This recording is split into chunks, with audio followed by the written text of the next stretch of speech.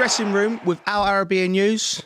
Good to see you, chaps. Good to see you. He's back, ready, got a tan. Yeah, a little tan from the slopes, mate. It was a good week. Is it? Good week. I love skiing, but do you know what was really frustrating? My kids are still better than me at skiing. Like, and they let me know. Like, Still better. Still better. You've not improved one bit. I can't. It's gone now, isn't it? Like, I'm at the back, and that condescending look behind the mountain, and I'm just there, just like going, Dad. You're just taking your time. Oh, geez, right? So when we went, the kids started following me. But we go off piece a little bit, come on, little jumps, and all I can hear him in the background is going, "No, don't follow him." My Harry went to me, Dad, I love skiing. He said, I prefer it when Bridgie's there because he's like a big kid. I was like, just fueling him up with sweets on the lift. I've got to make it out to. Geez, you'd love it. But no, what he done to me, like I was embarrassing, right? Because he's naughty, my youngest, and I'm waiting at the lift and he's getting fidgety. And you know you're a little bit unbalanced. So he's knocked me, but I'm on my skis and I've stumbled onto this person, stumbled onto them, right? And I'm saying, sorry. And he's gone, Dad, how are you getting bodied by a 9-year-old? Oh my gosh. This kid. And I'm looking at it and everyone's looking at me like, oh, mate. Do you know what? Yeah, that's the worst thing. Because like my son, 13 now, and he just walks around the house eyeing me up. Does he? He's sizing me up like to think, I can do this guy now. I'm at the size and the level where I think, and because he's doing well in his football now, he thinks he's the boy. Does he? So, yeah, like, that's the worst thing. And then when they do, like, give you a knock and you stumble, because you're not... Yeah. They think, like, I was like, you don't want me to use my man strength on you. I don't even want to have to go there with you anyway. Like, you're a little kid, but I'm going to have to. It's going to have to come out soon, Bridgie. Trust me. You're going to have to, mate. Yeah, man, you have to show him. So how was Siddy? He done... Yeah. I love Siddy, by the way. Oh, Siddy's a top person, top character. The The Crouch Pods really... like, they know what they're doing when they signed him up, because he was like, they're so lucky to have him, man. But he's such a great guy, great personality, as I said. Hopefully, and actually I got some good stories out of him. Yeah. Didn't we? Yeah. Like, the number nine dog, Chelsea. That was a good story. He's good at it. Yeah, but there's loads of other things that he said that was really good. But yeah, you weren't missed. Yeah.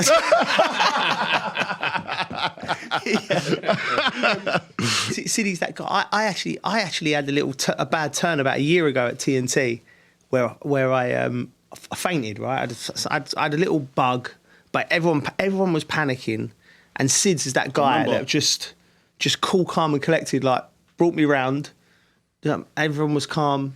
He's just that guy, isn't he? Yeah, he's that guy. Measured. That's happened to him before, though. Yeah. Yeah. What's wrong with you lot, man?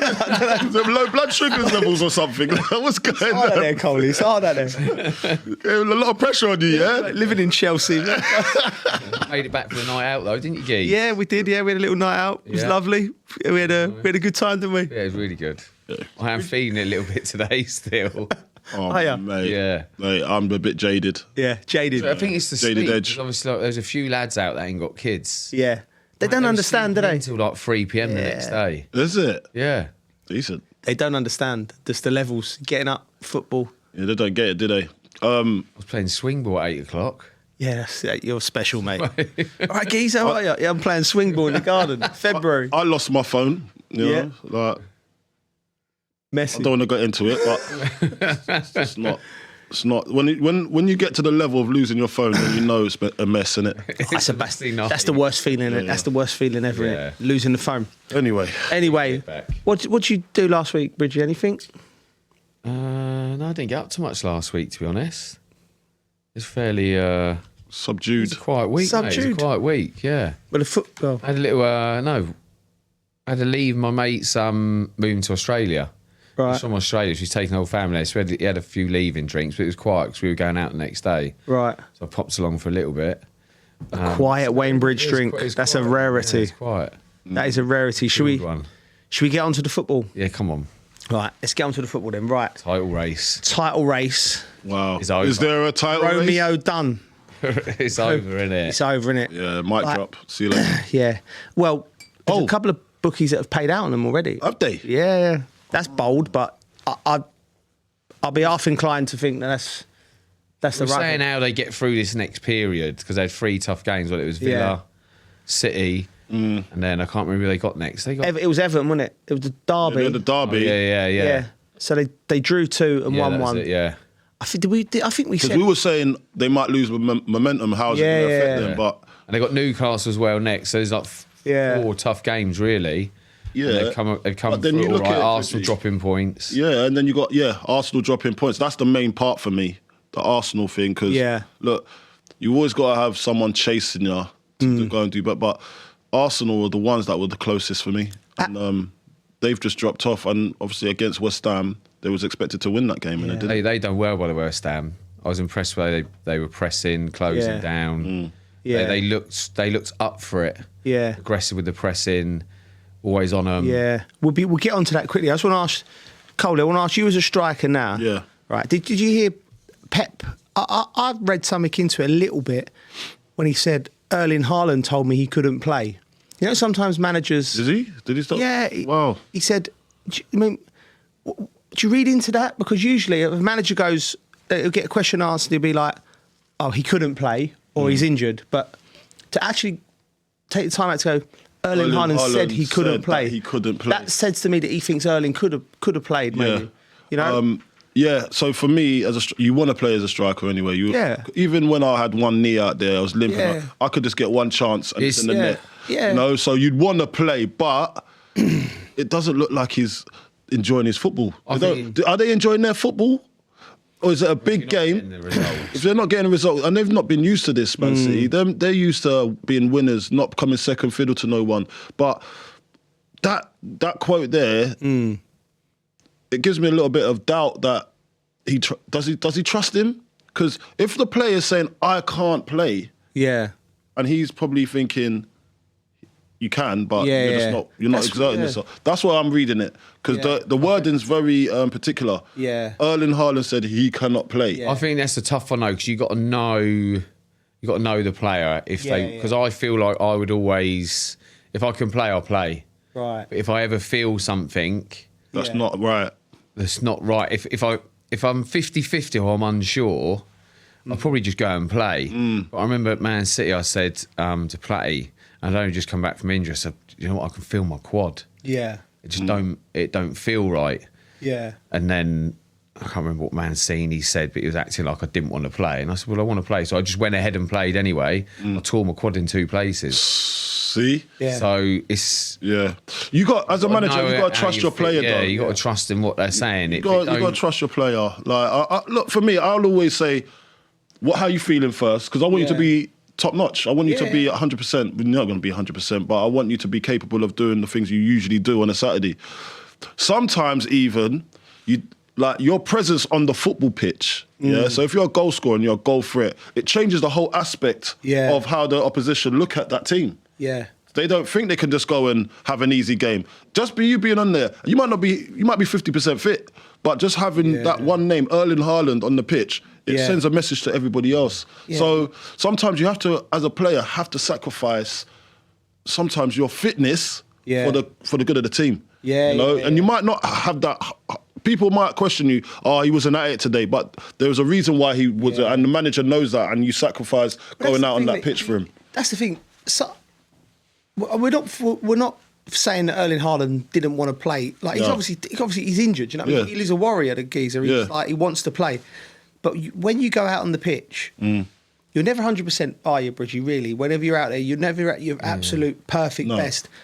But the fans, as soon as you pull that strip they expect you to be the person that they've seen you in weeks before. Yeah. So it's a difficult decision. I remember playing games where I remember playing a game for Villa. Right? There weren't many I played at Villa, but I was bad to play. My hip was so bad, right?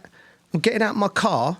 I know when you lift your leg out, like you just, this hip flip, I couldn't even lift it up. Wow. So they're looking at me and I'm holding my trousers trying to get my leg out of the car to go and play in the Premier League.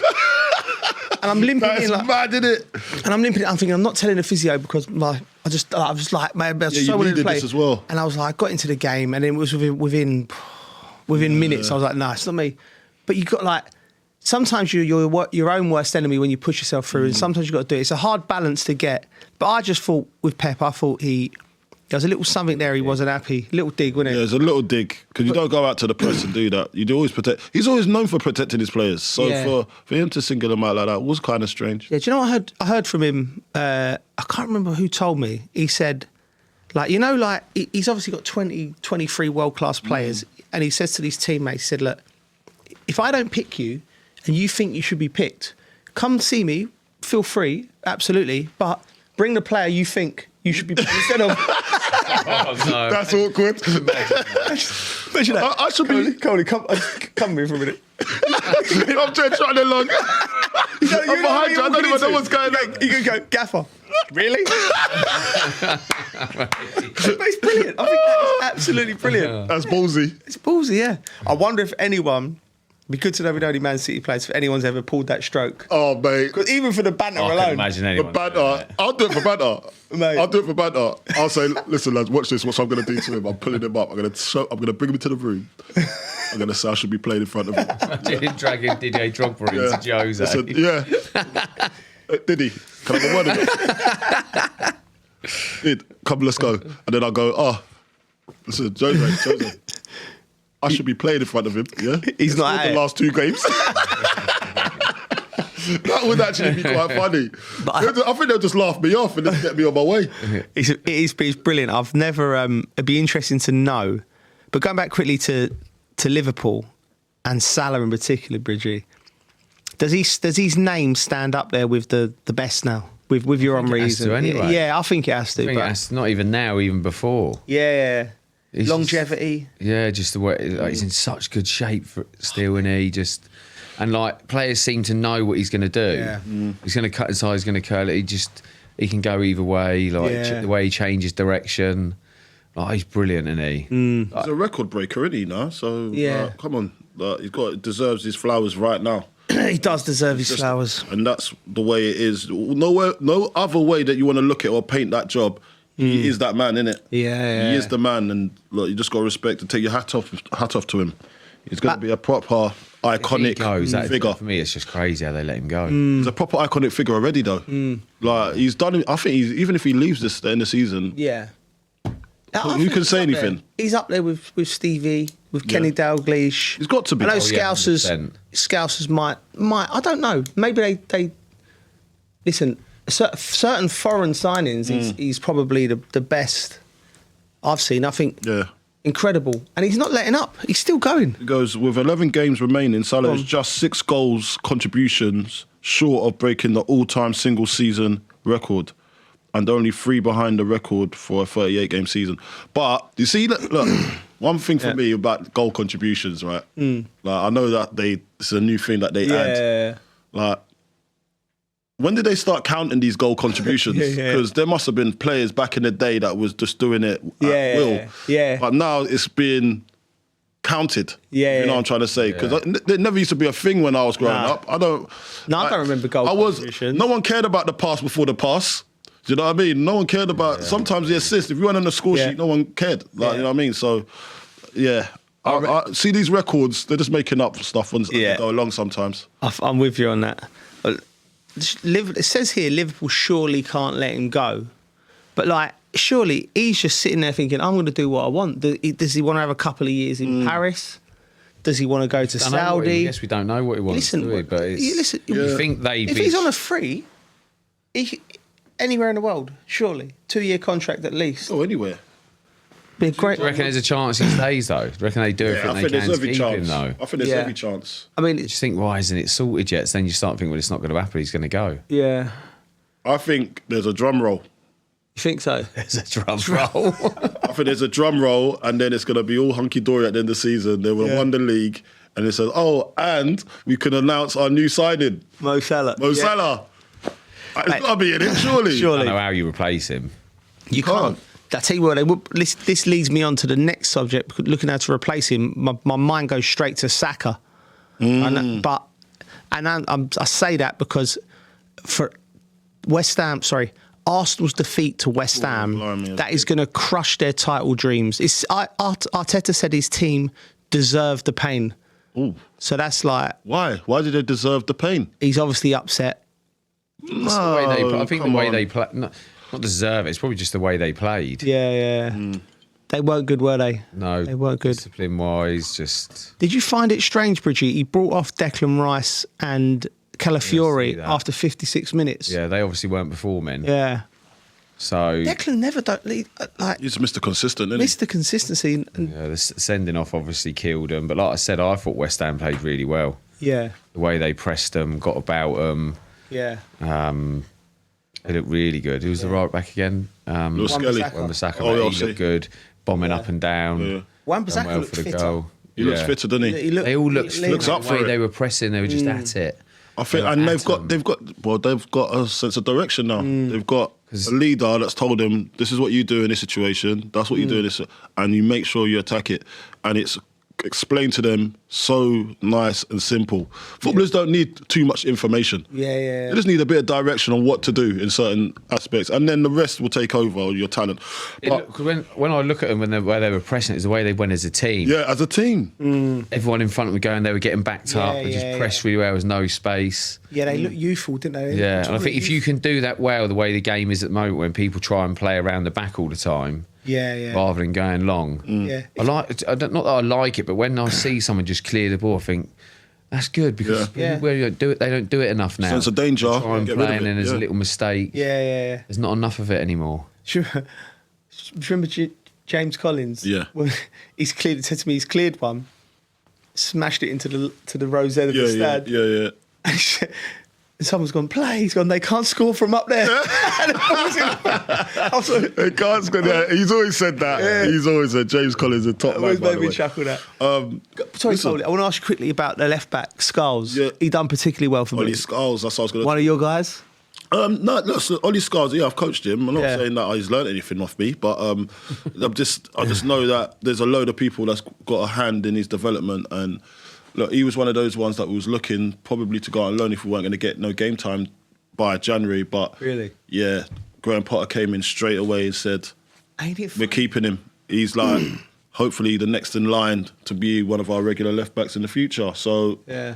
I already know that he's got it. Like he's a top boy, top player. He did start. Remember that game he started. Me and you covered it. Yeah. I think it was. Yes. They played. Was it in Russia or somewhere like that? Away in the European game, European innit? Yeah. game. Yeah, I can't remember what game it was. And he started that game, and he was the best player on the pitch. Yes. He was the best player on the pitch, and he was only 16. Wow. Yeah, 16 know what? at the time. He played against Chelsea. Come on against Chelsea, didn't he? Yeah, he Stamford came on, Bridge. yeah. And it's funny, you know, Him and Lewis Orford. yes, who's another another young good footballer at West Ham. But I'll see a player do one or two things, with Yeah. me, and he done something. Scarves done. The ball's come out the sky, and he's received it with like with the outside of his boot, Yeah. a left back, and just on the half volley. Yeah. And I was like, Yeah, he's straight proper. away, you're for me. Yeah, You know what I yeah, mean? yeah, It's straight always, away. There's always little moments like that, and he takes It's the that. ball. It's the way we look at Yeah. football. Like someone looking with their lens, and then we look at football totally different because Yeah. we look at it in a different angle, a perspective, I should say. Yeah. And when you see certain skills that a player produces on the football pitch, you'll think, and it might be the most simplest thing. Yeah, Like a first touch. Yeah, Yeah. No, just the way he's taking it in, the Yeah. way He's taking his it, body's gone yeah. soft Yeah. knees and all that. You say baller. Yeah, you know what I mean. yeah, You I do know. straight I know. away. You can just see it, like. I know. And it's so, and there's not a lot of people that can see it. That's like a fan and everything because I they're not know. looking at it like that. They're looking at it from another lens, Yeah. which is quite. And talking about another young player for Arsenal, the young lad, Skelly. yeah, Poor lad gets sent off. yeah. Second one this Do you month, know what? That sending off, it was Kudus, wasn't it, who's closing him down? mate. He put so much pressure on some of the Arsenal players Yeah. at times. Kudus was outstanding. Who were like Yeah. aggressive, and it's like they thought it was just going to be easy. I'm just going to turn out here and do that, mate. The pressure they put on was good, mate. honestly. Kudus stood up yesterday and he was Yeah. counted. And that's I what like we. him. Yeah, look, we've seen what he could do from last season. He was unplayable. He's scoring goals, running from the edge of his box all the way to the other side. Yeah, we don't see that in the Premier League or in Europe as well. He was doing that as well. Yeah. So he's coming into his own. He's got a manager that's going to believe in him now again, and hopefully he can progress to the next level. But Skelly, for me, was it a sending off or not? Yeah, It's a sending off. It's a sending off. isn't it? Because It's and the goalkeeper killed him. Yeah. The goalkeeper killed him. I think the ref's gone yellow card because it's on the halfway line. Yeah. But then VAR's gone to him. Have a look because the goalkeeper's in no man's land. Yeah. And even it was on Kudus' right foot, but he's got no. You'd expect the Premier League footballer with their weak foot to be able to kick the ball. Yeah, true. The goalkeeper can't do nothing. So I think that was the reason. So I think they got it right. I feel for the kid, and I do like the kid. There's struggles though. They're struggling attacking wise as well. They're not creating any chances, Arsenal, which is a bit worrying. And you ain't got well, you say striker, but you got to create for the striker. Surely, like even if there's not a striker there, the creation's still got to be there at least. So someone's just not finishing it off. But they didn't look like they was going to create anything. Like it was a bit weird. There's a weird Arsenal performance for me. Like flat. West Ham were brilliant. Don't get me wrong, but Arsenal, with all the money they spend and everything that they are, I was expecting a load more, and they're chasing the title as well. Yeah, I think when you win the title, when you're up there, and I remember being at Chelsea, it's like when you don't play so well, but you grind out a result. Liverpool have done that well. This year. They might not have played the best, but they've got a result. They've got a result. Arsenal don't seem to do that. No, they don't do it as well as No. And If they're not playing like. If they're not on it, they don't seem to grind out a result. No, Like, they don't. And What is that? What is that missing? Was it the still? Is it the heart? I think it's a little. I don't know if it's. I think it's a little bit of nous. Like it's a little bit of, and variety. Like because teams, West Ham were dropping off into a low block at times. Arsenal were going wide and wide, where it would usually go to Saka, and he had that one-on-one power there, and Martinelli on the other side. That wasn't there, so they wasn't getting on the outside, and they couldn't have the ability to clip one into the centre forward because there's no one there. No one there. So I think no variety, no nous, not no nous. That's unfair. Lack of. That's the next bit Arsenal need to get to if they're going to do it. But we all say that. But say that as well. Yeah, are they going to do it? Like ever? Wasn't this year the year? Yeah. And we can talk about injuries. We can talk about not having a good rhythm at the moment because they haven't got rhythm. But when you spend that much, you need to give the fans something positive to speak about. Like we're getting closer. So they got close to the title twice. Yeah. Yeah. Still no cigar. Yeah. Yeah. This year you're expecting. Well, Man City's not here. We've got to actually go out and make sure that we stamp out. But Liverpool's just come and taken their seat. Yeah. That's what it looks to me. Liverpool just came from nowhere and said, you're not taking that seat, I'll sit there, thanks. They're emotional as well, the Arsenal fans at the moment, aren't they? They did. I love seeing them emotional though.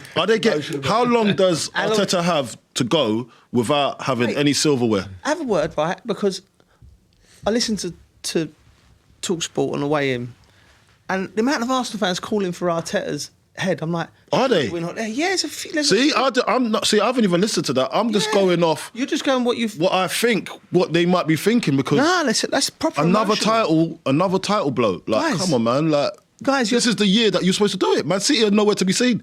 Yeah, Man City. You can't use Man City as a cushion to say, we can't. Man City are nowhere to be seen. Now it's Liverpool. They've just come and taken your seat now. Right. So you just need to kind of look at that. Is this acceptable? It's unacceptable. It's unacceptable. Anyway, yeah. Should we stay in North London? West Ham won. That's all I care about. Yeah. Bosh. It's done, innit? It's done. It's over. It's Liverpool's. Should we first of all should we stay in North London then?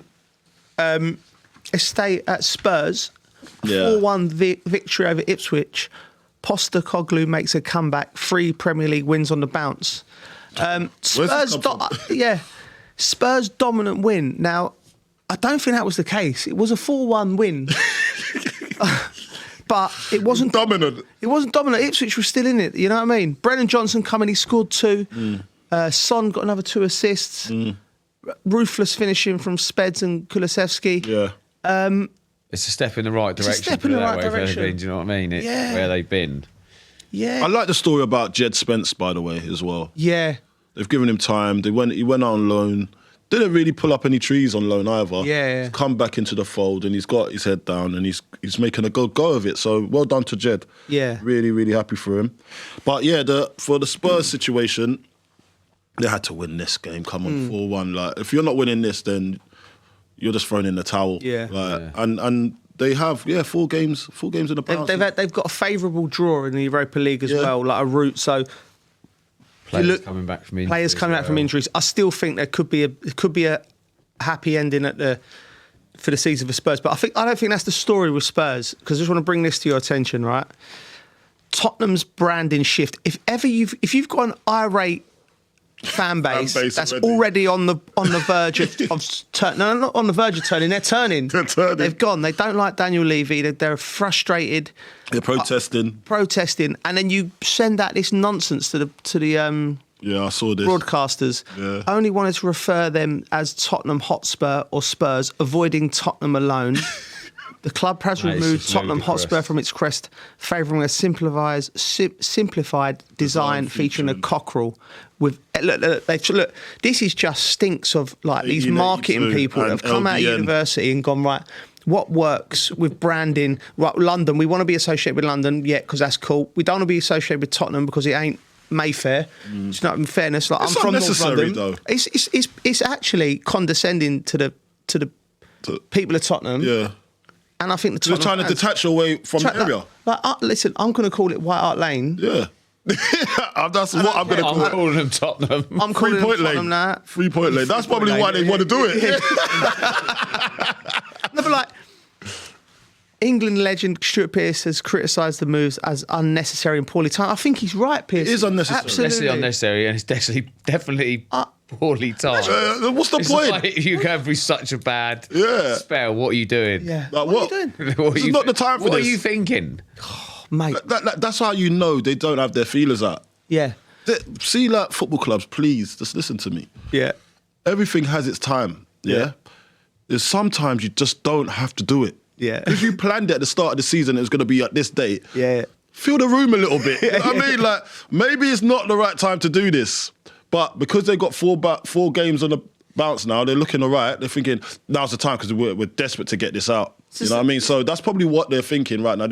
They've done 4 games on a row with no losses. They're all right. Yeah, listen, imagine you're a lifelong Tottenham fan. Yeah. You live in Tottenham, and this is just your club's trying to detach itself away from your area. Detach it from your area. Clubs, it's about community. Clubs has always been about, the people, the fans. Yeah. Do we not forget about COVID when there was no fans in the crowd? Oh, how mate. rubbish it was. Yeah. We tried our best in the broadcasting world to make out there. I was at games. I was very lucky to do it because it was all locked away. But me watching the game with an ham sandwich and no one around me, Premier League game. A Premier League game. It was like going to watch park football. Yeah, fans basically. make it, and you. A bit better than park football games with the whole big stadium. But watching the vets. Yeah, it's like there's no one in the. There was the passion was taken out of it, and I thought to myself, at least the executives, the board members, and the owners who own these clubs, would be a little reminder of where the heart and the soul of football is. So. It's corporate, man. That's corporate now. It's corporate business. It's just stupid. It's simply stupid. Franchising. Franchise. That's all they're doing, franchising, trying to make it. Mate, it's like, people ain't that stupid. Like, we're going to, Anyway. But the focus is definitely misplaced at the moment, innit? So they just need to fill the room. It's not the right time. But that's their club, innit? Let them crack on. Exactly. But I still think, for Tottenham fans, I still think there might be a run in the Europa League. Like Bridgie said, the players coming back will be massive. And at the start of the season, there was talk of them pushing Champions League. So I still think there's an option there to get up. Right, where should we go now, chaps? I mean, Chelsea. Let's go. Yeah, should we go Chelsea? Chelsea. It's another one, mate. It's another club where. What did you think? What did you make of it? It's keeper, innit? It's just such a bad mistake. It's just a bad mistake, innit? It's one of the worst positions ever. Yeah, but they've had one little mistake. Reggie, they've been struggling with keepers. Like my son's a goalkeeper, and honestly, I get so nervous watching it. It's just one little mistake and it goes in. Does it affect him if he makes a mistake? It used to. He's got better. Yeah, he has got better. I'm more nervous watching him than I was ever playing. Really? Yeah, especially as a goalie. Yeah. Do you remember? That must dent a goalie's confidence so much. But they've been struggling, haven't they? In that keeper department, they definitely have. Since Peter Cech. Since Peter Cech. No, they had Courtois. Courtois, sorry. Yeah. Since Courtois, there's just not been the same. They've not had a settled goalkeeper. They've tried Mendy. for big dough as well. Yeah. Kepa came in. He's arguing with the gaffer on the FA Cup final. Was that FA Cup final? League Cup final, yeah. Yeah, League Cup final. Like coming off, like there's been no law and order there. They need to get some kind of form of goalkeeper. There's loads of goalkeepers in Europe. You go into Europe, you could go and get a great. Like he might not be in the top leagues. Yeah, you could try and source it out. I don't know how goalkeeper. Like I've talked to Xavi Valero down at West Ham, right, and their system is so different to our first teams on how they select. Even their loans are different. Like the goalkeepers, right? Like it's a different world. Yeah, it's totally a different world. Yeah, and I just want. Like for a club like Chelsea to have the system that they're getting the best goalkeepers. I don't think you can do the Moneyball system with goalkeepers. I think you just need one steady goalkeeper that's going to just turn out performances and lead your team. Keepers are now focused on how to play out from the back. Remember the goalkeepers like a Schmeichel or they were always domineering. There was always, I'm not going to make a mistake in front of him. Yeah, so I'm going to, assured. Are these goalkeepers sending that message to the centre halves now, or their right back or their left back? How are they good at communicating? When I look at Chelsea, I don't think they've had that since Qatar. I don't think they have it. It's obviously something, like you said, it's something systemically wrong because you can't have 9 goalkeepers on your book and not know which one's your number one. You got 2 out. You got Kepa out on loan, Petrovic out on loan. There's some young. You brought some young, promising ones. If your system works well, you shouldn't make as many mistakes that have been made with goalkeepers. I think it's actually... What's the scouting like? I don't get. What are they looking for in a goalkeeper? That's the one thing you got to always go for. What are they looking for? Is it domineering? Is it a good attitude? Is it just a shot stopper? Yeah. Everyone's got their own thing. Or is it playing out from the back?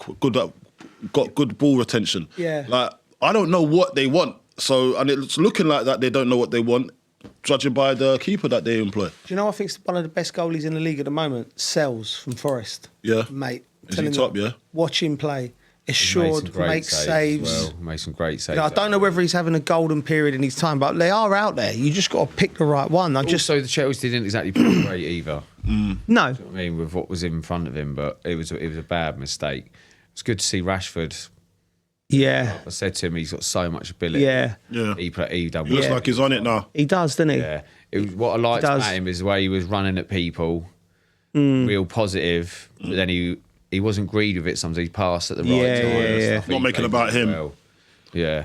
I'm glad I'm glad he's done well, and I think Villa could kick on. That's a massive win for Villa when you think about it. You know, to go and Marco Asensio scored twice in the second half, and both their signings in January. It's not often you see that from a club. They go right, bang, bang, January, and it just lifts the whole place. Yeah, they got the Champions League. Who's got the best out of Marcus? Everyone was writing him off. Yeah, he's getting the best out of him. He's bringing something to the table. Yeah, tell when you hear the manager talk though. Like I reckon he's put an arm around him maybe and just like wants to get the best out of them. Do you know what I mean? Yeah, and they probably feel better about themselves.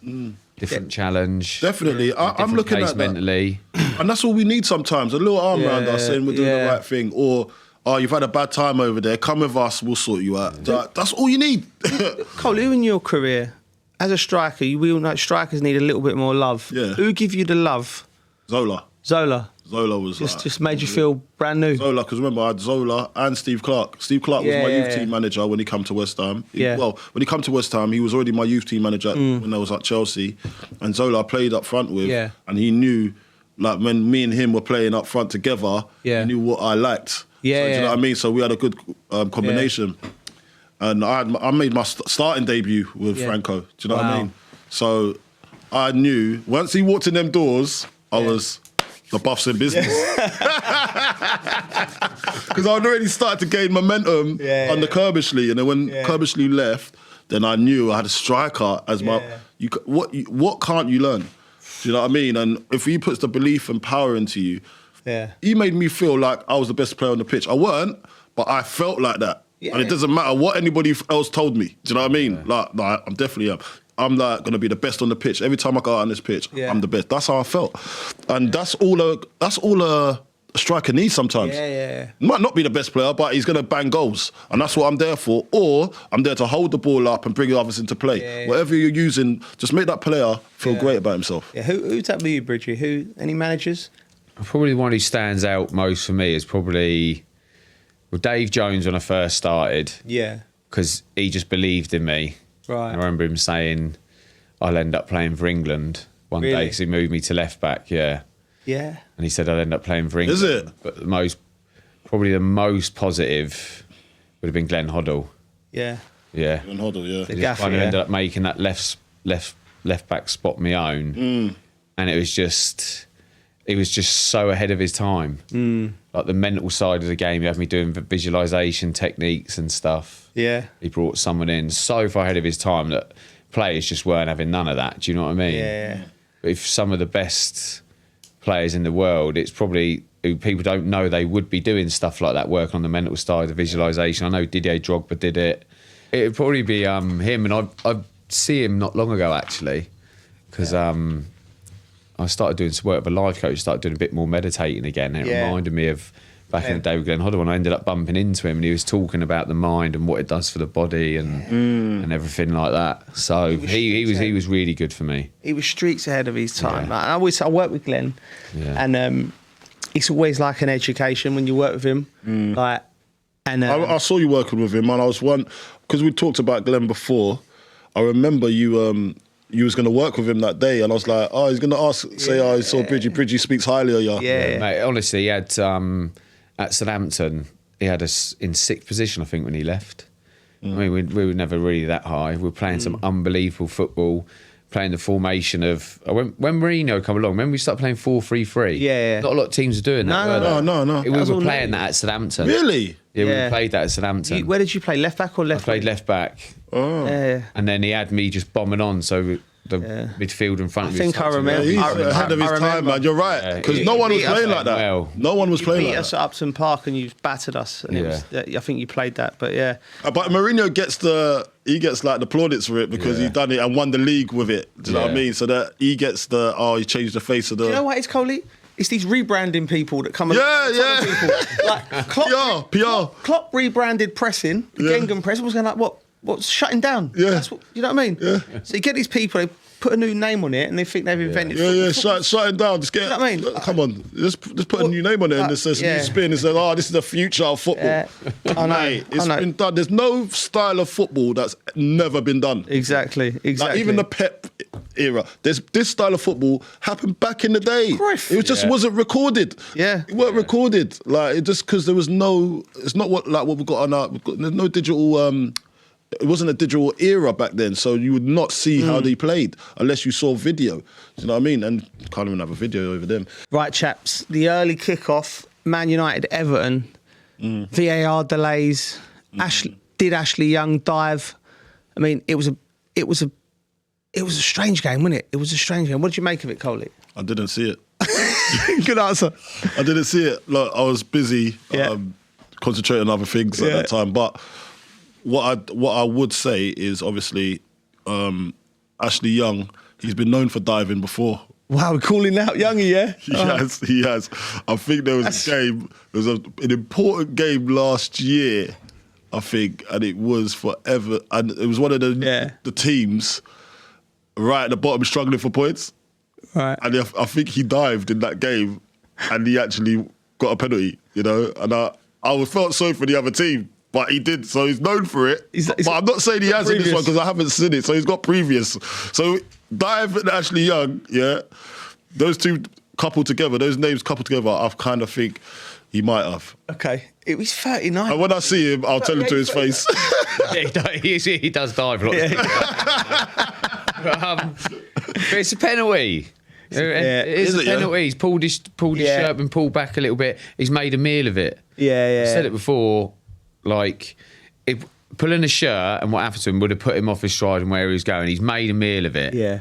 But book him for diving, but give the penalty as well. Did you ever give any penalties away in your career? Because you was very Why you got to bring this up? No. Oh, I just remember that. Oh, mate. Only Kids one. bring this up to me all the time. Every day. Last Don't time get away Tottenham from won it. something, mate.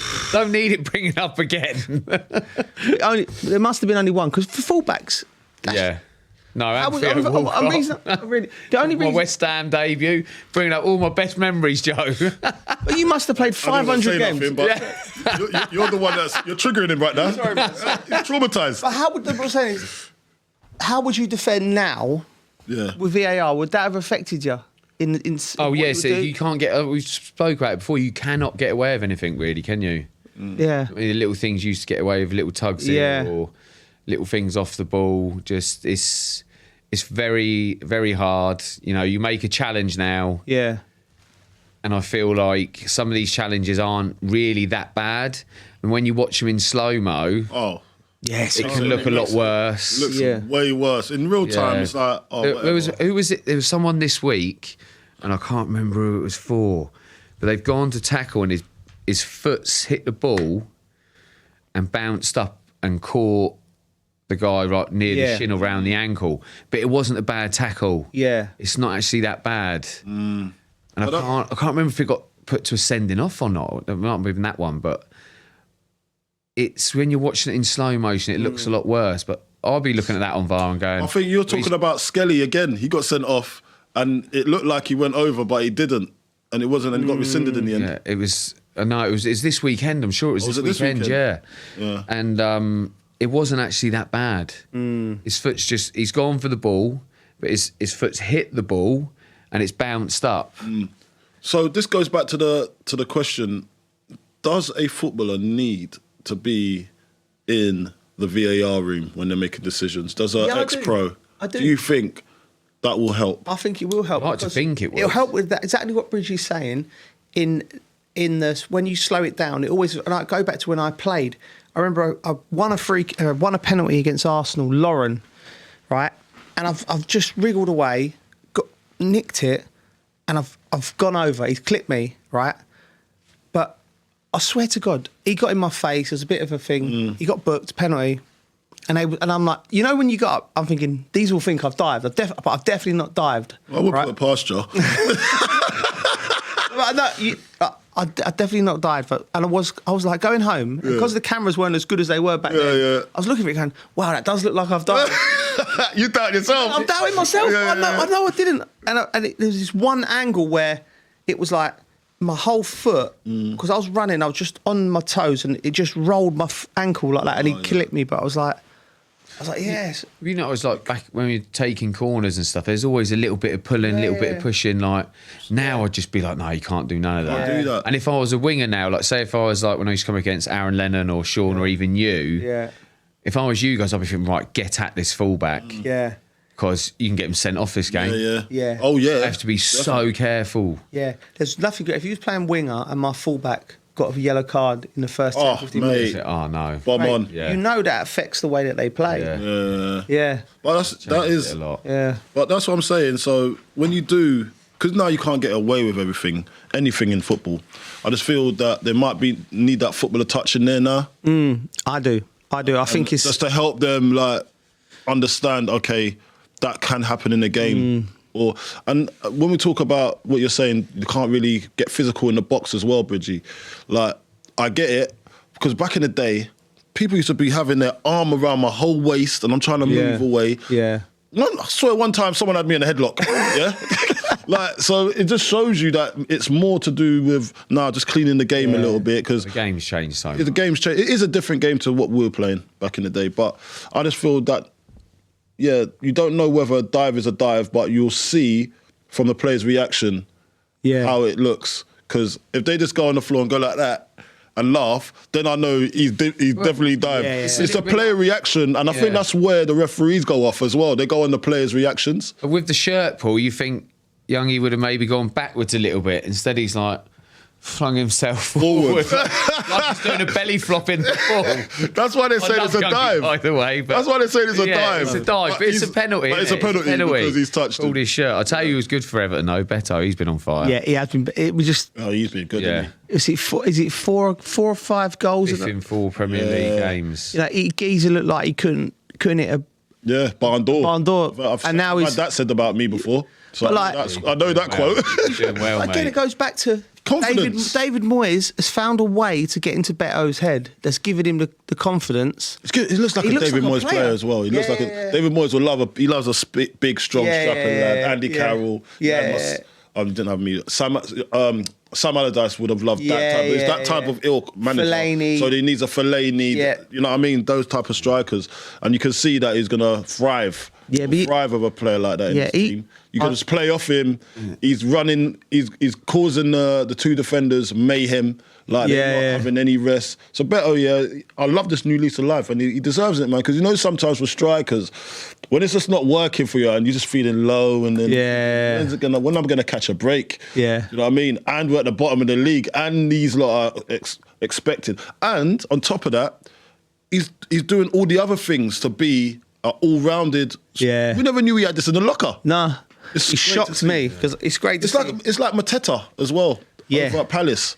Mateta, mate. He didn't look like a footballer, did he? He looks like prime R9. Yeah, like doing things. I'm like, wow.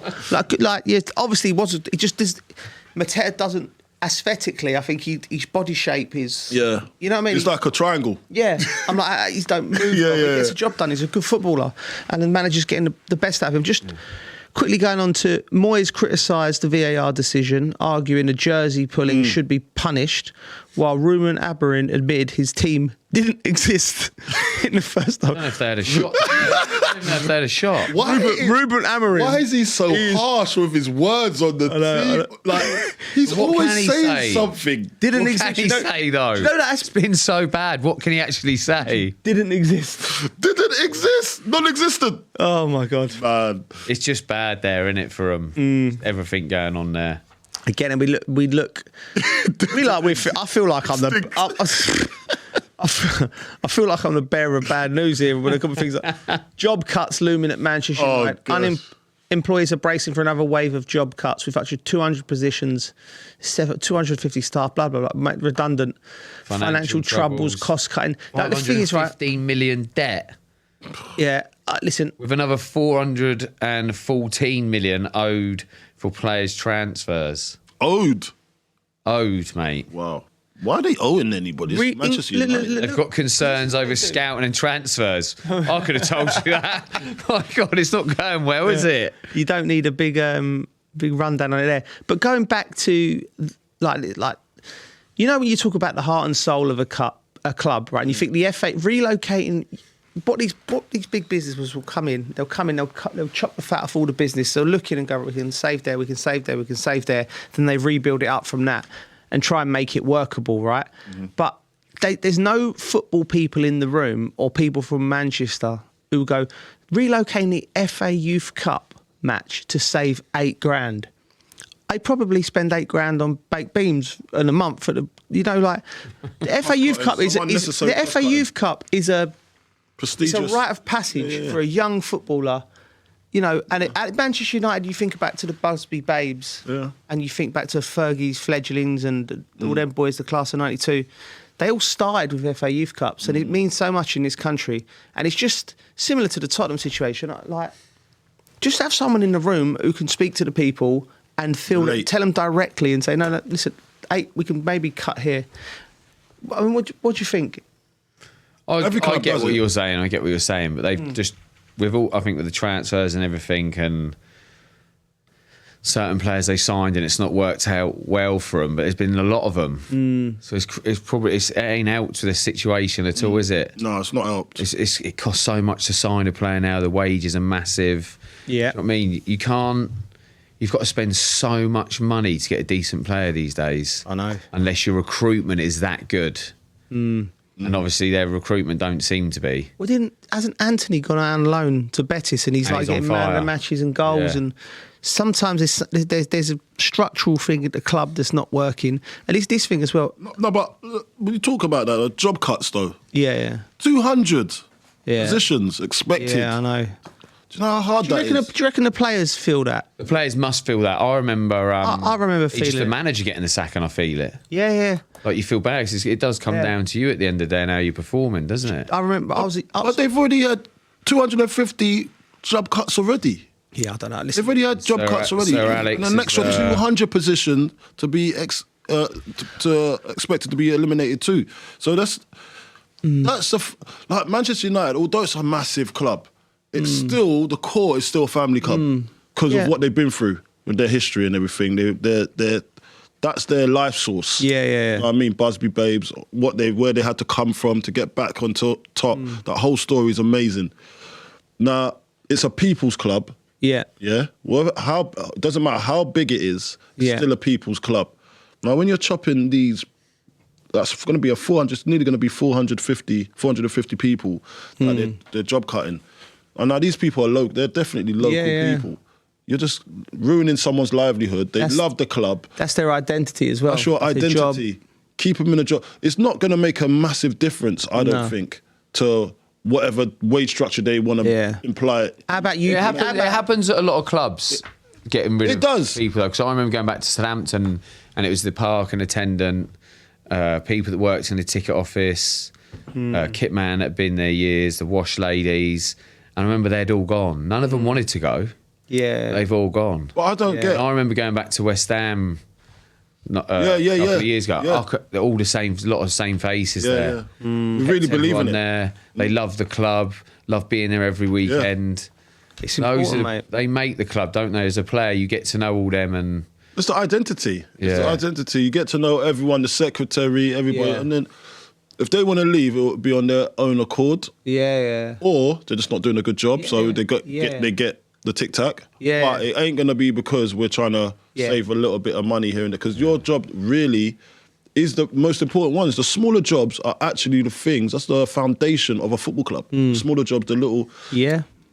If you're trying to get rid of that, then there's something really seriously wrong with your... do you know what I would do? Being a human. Do you know what I'd do? Do you know what I'd do if I was manager? If I was Ruben Amorim, he probably ain't got time to do this. He's probably his head's on a swivel. He's spinning. He's got so many things going on at the moment. His team didn't exist in the first time. exist, mate. So, but like, you know what? I think at the bottom of it all, the culture of the club. You have to get the playing squad to go. Like, listen. See these people, see Betty in the cafeteria, Fred over his boat, he's been here 30 years, he's done this, he's done that, right? You're playing for yourselves and you're playing for us as a group, but you're playing for everyone around you. Do you know what I mean? We all doing this together, and you just got every time I've played in a successful team, we've played in successful teams, I've played in teams that are not successful, and it's always that togetherness that keeps you there. And I think these businesses, they don't understand, or maybe they do understand, they don't care, I don't know, but they're not doing the right thing. Just Tottenham and Manchester United, you know, and also I'd have to say a little bit Chelsea, because there's a protest going on at Chelsea on Tuesday night where the fans are unhappy with certain things, ticket prices and certain things in and around the club, but it needs to be addressed. It does. When you say togetherness, that stands out massively though, because when you look at United, you don't look at them and think they've got a togetherness, do you? No. And I think sometimes, when you brought Chelsea up, sometimes I've watched some of the games they play and I think they don't seem like they've got that togetherness and fight. Yeah. And that comes from that. That has to come from the manager as well, making sure. It comes from that comes from the manager, but it comes from what the environment is. Yeah. So when you go into training every day, when you see all these regular people that you've always been accustomed to, they've introduced you to, and then you're just seeing them losing their jobs. That must be hard. Yeah, it is. That affects you. It is, because they make your life as a footballer comfortable. I remember when we got relegated at West Ham, and I was captain. I was 21, and the 6 weeks leading up to it, we went on a run. We won 4 out of the last 6, and we nearly did it. We got 42 points. We got relegated, but I couldn't look people. I felt all of the weight on my shoulders. Yeah. Oh, it's horrible. And I was like, West Ham. I knew people would lose jobs, because you speak to people and you hear little conversations going on. I was like, and it was like the worst 6 weeks of my life. And then when it finally happened, we got relegated. I was like, I couldn't even face any. The season was over, and I didn't want to leave my house cold. I was like, because I was living in Essex at the time. And because you take it on board, but that's what happened when we went down with West Ham. I knew, because obviously what was going on, because I was friends with the kit man, friends with the lady, friends with the chef, and they would tell me exactly what's happening and who had to leave, and I'm like, this is the worst thing in the world, man. I didn't even know this. I didn't think that they would actually be cutting their jobs because of my failure. Yeah. It's not nice, man. Yeah. You know? It's worse when you're in that team that's fighting for that relegation, and you've got players that have got so much ability, Yeah, and they're but bothering. they ain't got that fight. Yeah. They just don't bother. They haven't got that fight to run around and really Don't put it in care. a fight. Yeah. Don't care. Which is what you need when you're down there. And and ultimately, like, if you could say to any young players listening to this, right, it's great.